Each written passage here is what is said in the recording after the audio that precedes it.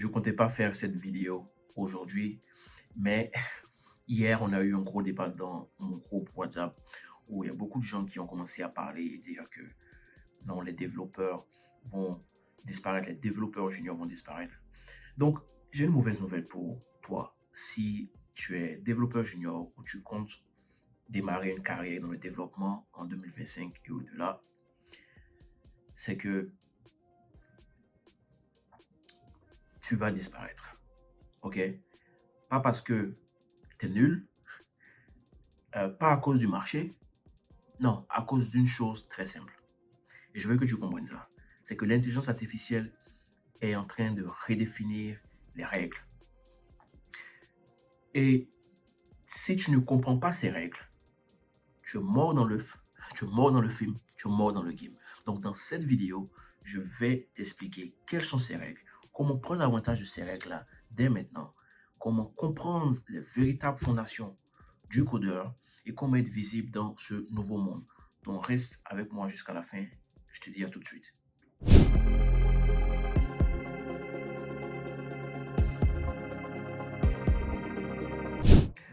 Donc, bienvenue dans cette vidéo. Mon nom est David Yao. Je suis développeur, ingénieur logiciel ici aux États-Unis.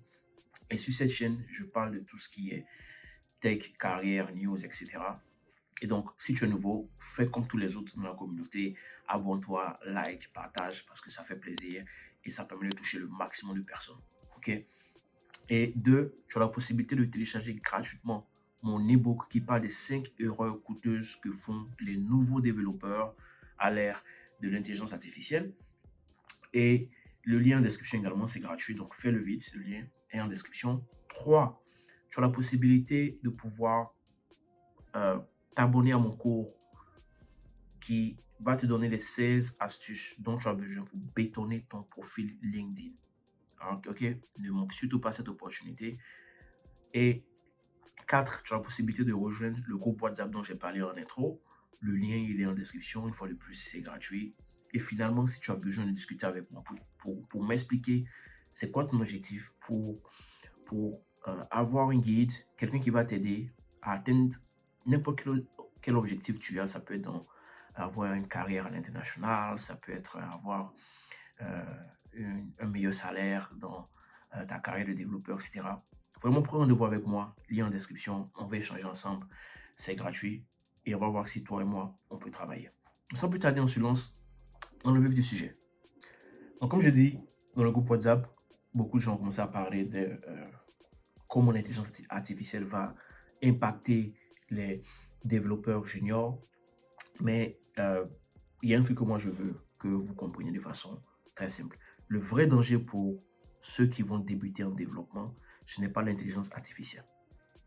Le vrai danger, c'est de commencer n'importe comment. Je répète, c'est de commencer n'importe comment. Donc, si tu crois que tu peux simplement faire du copier-coller depuis ChatGPT par exemple, ok?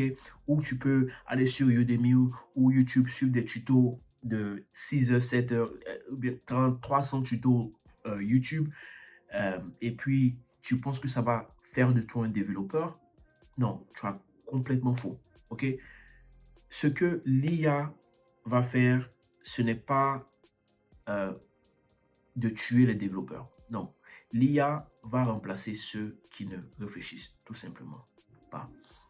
Et ça veut dire que on va avoir de moins en moins de place pour les codeurs qui ne sont que des exécutants.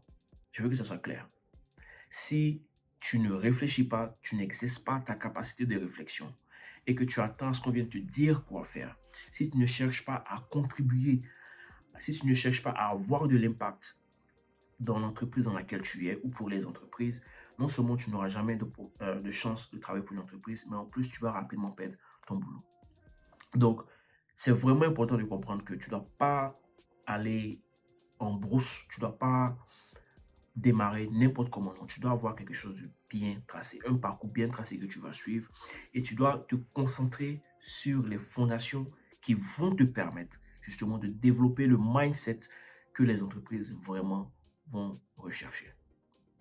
Donc, parlons maintenant de ces fondations du codeur.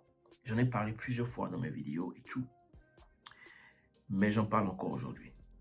Si tu veux réussir, si tu veux vraiment réussir à l'ère de l'intelligence artificielle, il faut que tu aies maîtrisé les bases solides. Et j'aime bien le dire, les bases, pour moi, c'est déjà tout ce qui est problem solving. Il faut que tu sois quelqu'un qui soit bon en problem solving. Tout ce qui est logique, tout ce qui est structure de données et algorithme. Il faut que tu sois à l'aise avec les technologies du web. Tu comprennes déjà c'est quoi le web. Il faut que tu comprennes qu'est-ce qui se passe derrière les protocoles réseau qui gouvernent le web. Il faut que tu sois à l'aise avec tout ce qui est base de données, qu'est-ce qui marche derrière. Il faut que tu comprennes vraiment, c'est le moment de vraiment plonger au cœur de ces technologies et comprendre comment elles fonctionnent réellement. Si tu peux toi-même créer ces propres technologies par toi-même, très bien fais-le. Et il y a un site qui va te permettre de le faire et que j'utilise qui s'appelle codecrafters.io.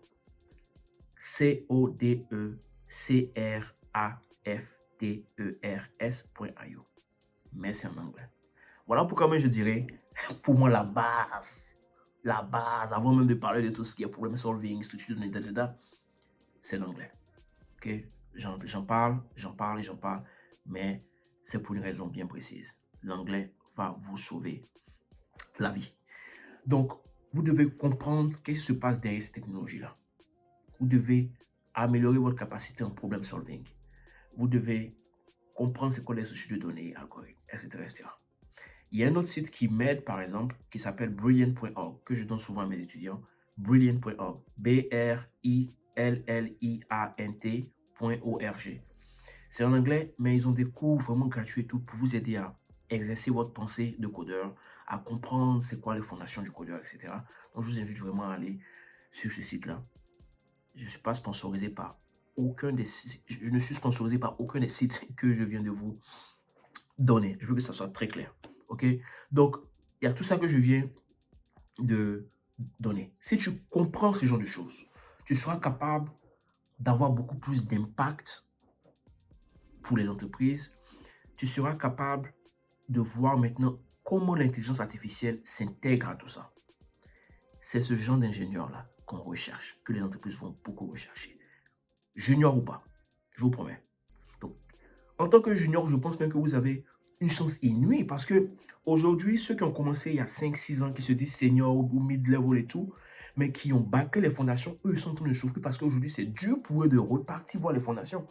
Donc, si vous êtes nouveau, c'est vraiment une opportunité pour vous de commencer de la meilleure des façons. OK? Donc, ça, c'est des fondations que vous devez absolument maîtriser à cette époque de l'intelligence artificielle si vous voulez vous en sortir, avoir une carrière vraiment fructueuse dans l'industrie. On va parler maintenant de ce qu'il faut faire pour ne pas être invisible. OK? Parce que, une fois de plus, la différence entre gagner 2500 € par mois et gagner 10 000 € par mois, c'est très souvent, c'est vrai qu'il y a la compétence qui est là, mais c'est surtout la visibilité. OK? Comment vous devez être visible? Et il y a plusieurs leçons que j'ai retirées de ma carrière et tout, qui aujourd'hui, pour moi, constituent les clés de la visibilité. OK? Et c'est sur ça que vous allez devoir travailler. Vous allez devoir vous concentrer sur votre profil LinkedIn. Avoir un profil LinkedIn en béton. Vous allez, si j'étais vous, commencer à networker avec des gens qui travaillent dans les entreprises que vous voulez. Si vous êtes en France, par exemple, ciblez 20 entreprises, OK? Et dans chacune de ces entreprises, envoyez des demandes de connexion à 3 ingénieurs, OK? Dans ces 3-là, ça va faire 60 demandes de connexion. Si vous faites 3 demandes de connexion par jour ou 3 demandes de connexion par semaine, je m'en fous. Mais prenez 3 demandes de connexion, 20 entreprises. Et sur ces 60-là, il y a peut-être 10 ou 15 qui vont vous faire un retour. Votre objectif doit être de nourrir ces relations. Demandez à ces ingénieurs-là à quoi ressemble le travail de tous les jours. Demandez à ces ingénieurs-là même de vous mentorer si possible. OK? Cultivez ces relations-là. Ensuite, allez sur GitHub. GitHub. Allez là-dessus c'est votre carte d'identité de développeur. Contribuer à des projets open source. Allez sur Google et tapez projet open source GitHub. Vous allez voir, il y a plein de projets open source. Ça peut être des projets open source concernant des technologies que vous allez utiliser. Ça peut être Angular, React, ça peut être Spring, ça peut être n'importe quoi. Des technologies que vous aimez et auxquelles vous voulez contribuer. Quand vous devenez contributeur dans un de ces projets open source, discutez énormément, ciblez 3 ingénieurs dans ces projets-là, avec lesquels vous allez énormément discuter. Vous allez leur présenter votre code, vous allez leur demander du feedback, vous allez leur demander comment ils font pour être là où ils sont. Peut-être que certains d'entre eux travaillent dans des boîtes auxquelles vous n'avez même pas idée. Demandez-leur comment ils font, comment ils s'organisent, comment ils font. Demandez-leur des conseils pour vous démarquer. Le but, c'est vrai que vous voulez ces conseils, mais le but, c'est d'être visible, d'être dans le radar. Que ce soit sur LinkedIn ou GitHub, c'est d'être dans le radar. Il faut que ces gens-là sachent, voir en vous quelqu'un qui a vraiment envie d'apprendre. Et enfin, partagez ce que vous faites, que ce soit sur GitHub ou des projets sur lesquels vous travaillez. Partagez ça sur LinkedIn ou dans des blogs. Je vous dis, c'est la meilleure façon d'être visible. Et donc, si vous faites tout ça, ok, vous allez devenir le développeur de demain.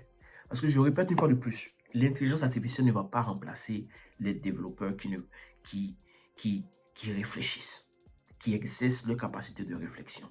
Elle va remplacer les gens qui ne réfléchissent tout simplement pas et qui veulent simplement exécuter, attendre des instructions. Ceux qui attendent les instructions, c'est eux qui seront remplacés. À coup sûr, je vous promets. Ok? Le développeur de demain, c'est celui qui va comprendre les véritables fondations. C'est celui qui va, à partir des fondations qu'il a, utiliser l'intelligence artificielle pour aller vite, pas pour tricher.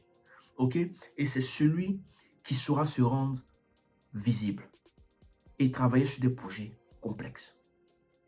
Le développeur junior d'avant, il pouvait simplement créer un petit clone de Netflix, créer un petit clone de Google, et puis on va dire, oh waouh, il est bon, on va l'embaucher. Aujourd'hui, ça ne suffit plus. Ok? On voit des clones de Netflix, WhatsApp partout sur LinkedIn maintenant. Là où vous allez vous démarquer en tant que développeur junior, c'est votre capacité à travailler sur des projets à grande échelle. Voilà pourquoi quand vous allez démarrer votre apprentissage, que vous avez les fondations, concentrez-vous maintenant sur travailler. C'est-à-dire, apprenez les technologies là, que vous voulez apprendre, que ce soit HTML, CSS, JavaScript, React et tout, en travaillant sur un projet très complexe que vous allez peut-être mettre dans le cloud avec AWS, avec des instances ici, tout et tout. Vous allez apprendre beaucoup et contribuer à des projets open source. Je vous dis, il n'y aura pas de raison que l'intelligence artificielle vous remplace. Donc, j'espère que vous avez vraiment compris ce que je viens de dire dans cette vidéo. C'est beaucoup et ça peut paraître intimidant de démarrer là-dessus. Voilà pourquoi, je répète une fois de plus, si vous voulez participer, vous avez besoin d'un mentor, quelqu'un qui va vous suivre. Voilà pourquoi je prends de mon temps pour coacher des personnes, pour discuter avec elles, pour voir c'est quoi leurs objectifs et je m'assure que ces personnes atteignent leurs objectifs. Donc, je construis un plan bien détaillé en fonction de vos besoins. Pas un plan qui passe partout pour, comme sur les trucs comme les formations en ligne classiques. Non, non, non. Moi, je design un plan en fonction de votre problème. J'échange avec vous, j'essaie de comprendre c'est quoi votre problème et je design un plan bien précis pour ça. Donc, si c'est quelque chose qui vous parle, ou si vous voulez m'expliquer votre problème, quel est votre objectif, qu'est-ce qui vous bloque, prenez rendez-vous avec moi en description et je vous dis à très bientôt pour une prochaine vidéo. Surtout, n'oubliez pas, apprenez toujours. Ciao.